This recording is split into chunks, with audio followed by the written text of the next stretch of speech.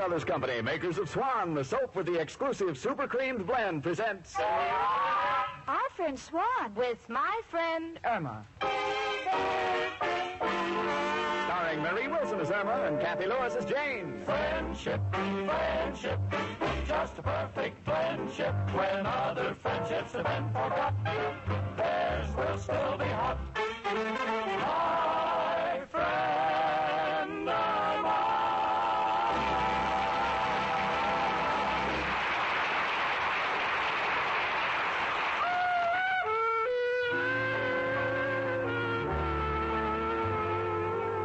Well, this is a wonderful spring day. Irma and I are at the window looking down below. On the sidewalk is an organ grinder with a monkey on a leash. Every time the monkey gets a penny, the organ grinder pulls on the leash and takes the penny from the monkey. And every time the monkey gets a banana, the organ grinder peels it for him. Irma's fascinated by this. Jane, Yeah, sweetie? isn't it wonderful how the monkey has that organ grinder trained to do everything? I can answer Irma, but after living with her for over a year, the cost of aspirin is keeping me broke. Come in. Telegram from Miss Stacy. Oh, I'll take it. Here you are, boy. Oh, thanks, miss. Oh, Jane, don't open it. Why not? It's addressed to me. Oh, but telegrams get me so nervous. They always bring bad news. Oh, honey, that's preposterous. Oh, it's not. The last one I got told me my Uncle Henry had just gotten married. What's bad about that? It was from his wife. He was already married. Now, Irma, that's just an isolated example. Believe me, anyone who's afraid of opening a telegram is a superstitious mid-Victorian nincompoop living in the Middle Ages. Irma, please open a telegram for me. Oh, all right, Jane. Oh, Jane, I told you it's bad news. Someone in your family is executed. Executed? Let me see that. Arrived today by train, excited to see you. Irma, that's excited.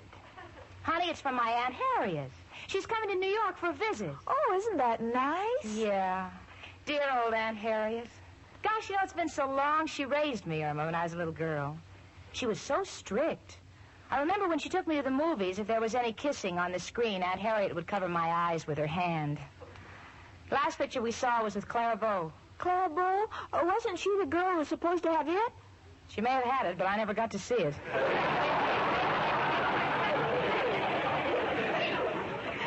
Jane, is your Aunt Harriet married? No, she's a widow. Uncle Alvin left her a fortune. She's quite lonely, though. She's getting on in years. I'm her only living relative. Gosh, Jane, you may inherit her money. Oh, please, Irma, don't even say that. Why, it never even occurred to me. Why, I'd like Aunt Harriet to live to be... oh, my goodness, she's already past that. Jane, is your aunt going to stay with us? Oh, I don't think so, honey. I know she'd be happier in some hotel. Jane, the reason you want to send her to a hotel isn't because you're ashamed of me, is it? Oh, Irma, of course not. And what about Al? Go on, say it. You must be ashamed of him. But I'm not. You must be. Everyone else is. I'm not ashamed of Al, sweetie. It's just that Aunt Harriet happens to be a very straight-laced person. And, well, she's a shrewd businesswoman. I don't think she'd be interested in Al's deals. Oh, he wouldn't do anything. No? I can just picture the meeting. Aunt Harriet would come in, and before I could say, "This is Al," he'd be saying to Aunt Harriet, "Because I like Jane, gonna let you in on a good thing." And before I can separate the two of them, Al would have sold her a piece of property that could only be seen at low tide when the water is clear. Come in. It's only me, Professor Kropotkin. Girls, I hope I'm not intruding, but would you happen to have a spare doorknob? I'm terribly sorry, Professor. We just happen to be out of extra doorknobs. Why do you want one? Well, I would like to hang it outside of my room. So when our landlady, Mrs. O'Reilly, walks by, maybe she'll see it and get me a door. Professor. I was only trying to cheer you up. I thought maybe that telegram in your hand is bad news. Oh, this? No, no, it's from my Aunt Harriet. She's coming in for a visit on the 2:15 train from Chicago. Oh, entertaining relatives is no good, but I know how you can get out of it, Janie. You've got to give her the shock treatment. Shock treatment? Uh-huh. You take her up to my room and turn on the lights.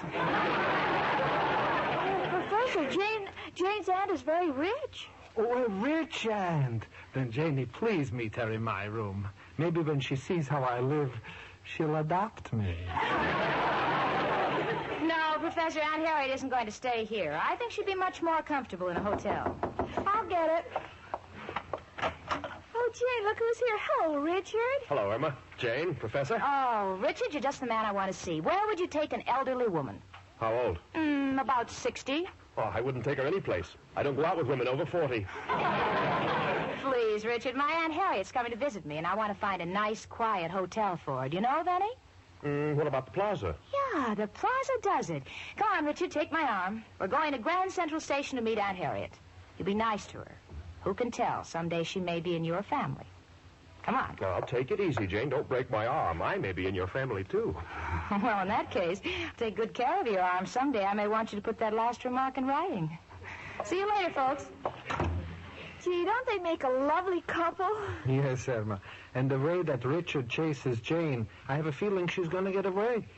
You know, I can't understand why Janie's aunt shouldn't stay here.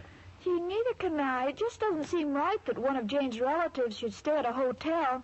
I have a feeling that she's ashamed of me.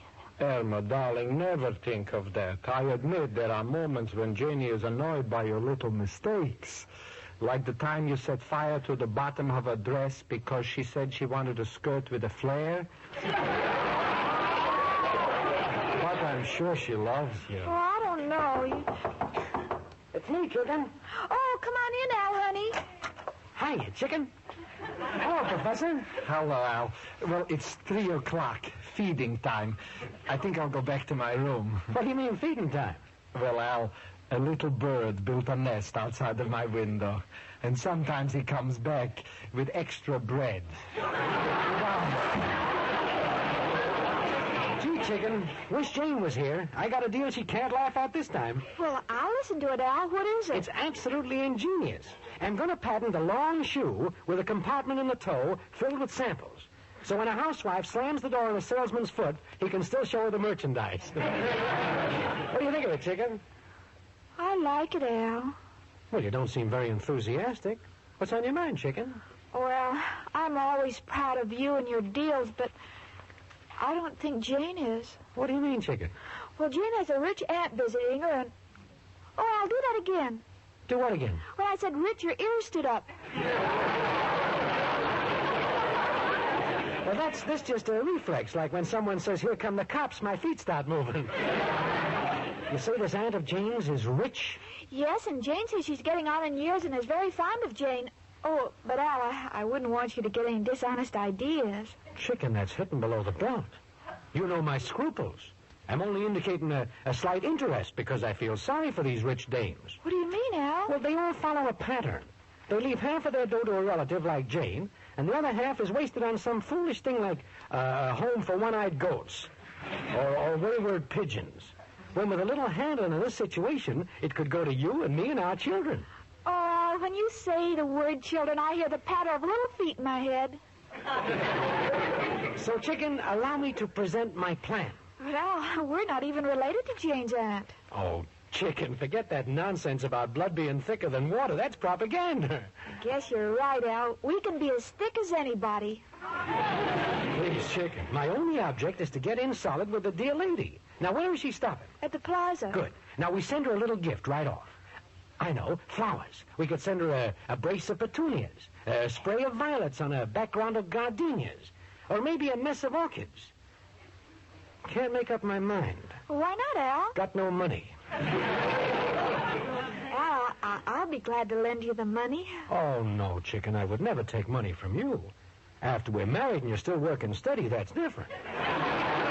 Then it becomes respectable. Oh, Al, I'm so lucky to be going with a man of character like you. Well, you either got it or you ain't. I just happen to be filthy with the stuff. Hello, Irma and Al. Oh, hello, Miss O'Reilly.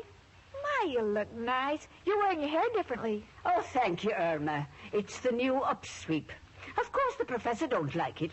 He said before I swept it up, I should have raked it. You look younger than ever. Something we can do for you, Mrs. O'Reilly? Well, if you'd be so kind. My niece and nephew are taking me to a pig roast. Oh, and it's going to be so good to be back among all my friends. Now, my niece's little baby's asleep up in my room, and little Muriel Martin's going to sit with him. Now, when she comes home from school, would you give her this key to my room and these $2 I promised her? We'll take care of everything, Mrs. O'Reilly. Thanks. Irma, dear, I dressed in a hurry. Did I paste my eyelashes on straight? No, one is higher than the other. Oh, glory be, I must get my heels fixed. Don't forget the baby. Goodbye. Al, you're putting the $2 in your pocket. Chicken, you are now looking at the latest thing in babysitters. Who, Al? You and me. Well, what about little Muriel? She'll be here any minute to sit with a baby. Chicken, this is a competitive world. First come, first served. You and I watch the kid, and with the $2, we send flowers to Aunt Harriet. But, Al, I don't know anything about babies. I know they have to be bathed and oiled and powdered, but I wouldn't know where to oil him. You'll learn.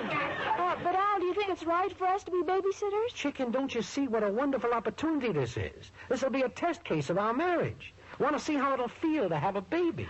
Oh, Al, this is just like playing house. Now, you bring the baby up, and I'll get something for him to eat. Uh-huh. What do you got? Well, let me look in the cupboard. Now, let's see. Graham crackers, ketchup, Strong Heart. Strong Heart? That's dog food. Yes, I bought 6 cans of it. But, Chicken, you don't have a dog. I know, but it was such a bargain.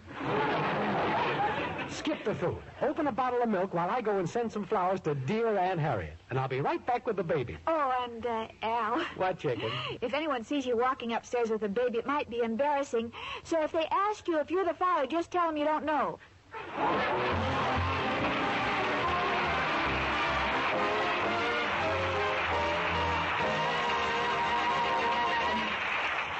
Say, lady, do this. Feel a cake of Swan. See how Swan differs from other soaps. It feels smoother. As Susie Swan says, it's a smoothie. It's a smoothie, it's a cake of Swan. You can feel the super cream blend.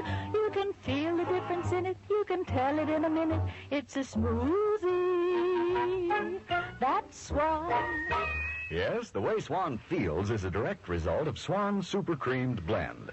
So next time when you unwrap a cake of Swan, make this little test. Run your fingertips over the surface of the cake. Feel the smoothness. See how Swan's super creamed blend makes Swan differ from other soaps.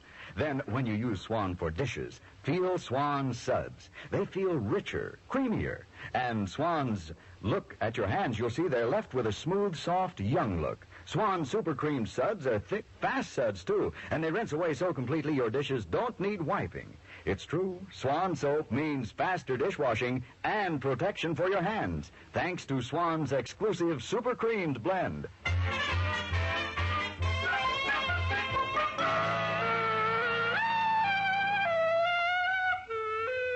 Well, Richard and I are at Grand Central Station waiting for Aunt Harriet. We've been watching the poor information girl answering questions. And I just had one of the most terrifying thoughts in the world. Imagine Irma Peterson as the information girl in Grand Central Station. The Santa Fe would be leaving on Pier 28 for Paris. People planning to go to Florida would be in Alaska just in time for seal hunting. The Honeymoon Express would be going to Reno. You know, just in thinking about it, I'm so happy that we're going to whisk Aunt Harriet to the Plaza Hotel before she gets a chance to meet Irma and her intellectual companion, Al, the unemployed nature bum.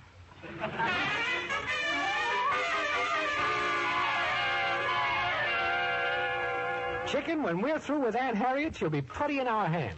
Oh, look, Al, the little baby's going to sleep. Ah, he's a cute little shaver, huh? Bless his little heart. Look how he snuggles next to you, Al. You know, you'd make the greatest father in the world.